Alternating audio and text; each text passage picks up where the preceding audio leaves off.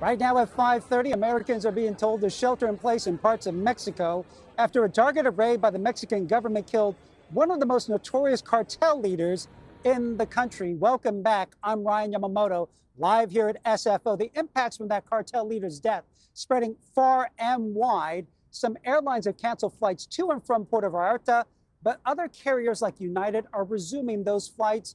We're expecting some of those to land later here tonight. The Mexican government says the killing of El Mencho, the leader of the Jalisco cartel, has set off waves of violence all across several Mexican states.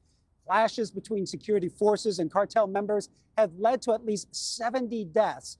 I asked one professor of Latin American history what this move will mean across Mexico and the ripple effects right here in the U.S. In the past 10, 15 years, different drug trafficking organizations, when they have a top leader captured or killed, they'll do something similar. They will shut down transportation routes or entrances into cities and towns by lighting trucks and other vehicles on fire.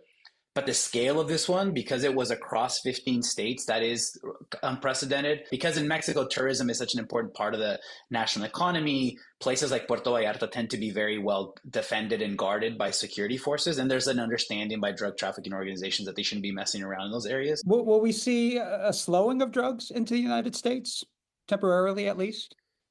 Generally, no, because another organization will fill the void. Because primarily the demand for illicit drugs is in the United States. We have a tiny percentage of the world's global population, but we consume more than 80% of the world's licit and illicit drugs. In the past, taking down a top leader like El Mencho has led to fragmentations of organizations, which then translates into horrific amounts of violence at the local level in those areas where the drug cartels have been strongest, because you have rival groups who try to take advantage of the situation, or you have internal rivals within an organization who see that it's their time to take power. In the past, taking down a top leader like El Mencho has led to fragmentations of organizations, which then translates into horrific amounts of violence at the local level in those areas where the drug cartels have been strongest, because you have rival groups who try to take advantage of the situation, or you have internal rivals within an organization who see that it's their time to take power. Can we expect more involvement with the United States and more military action by the Mexican government moving forward here? So I think for the Mexican government and President Sheinbaum, what they did yesterday is a symbolic political victory.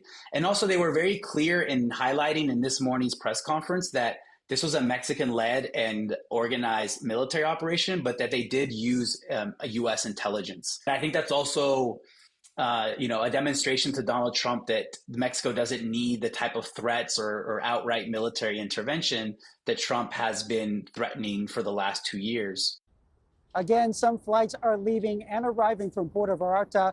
Cancellations have been up to those individual airlines, and the State Department has said conditions for American tourists have improved in some parts of Mexico, including Cancun.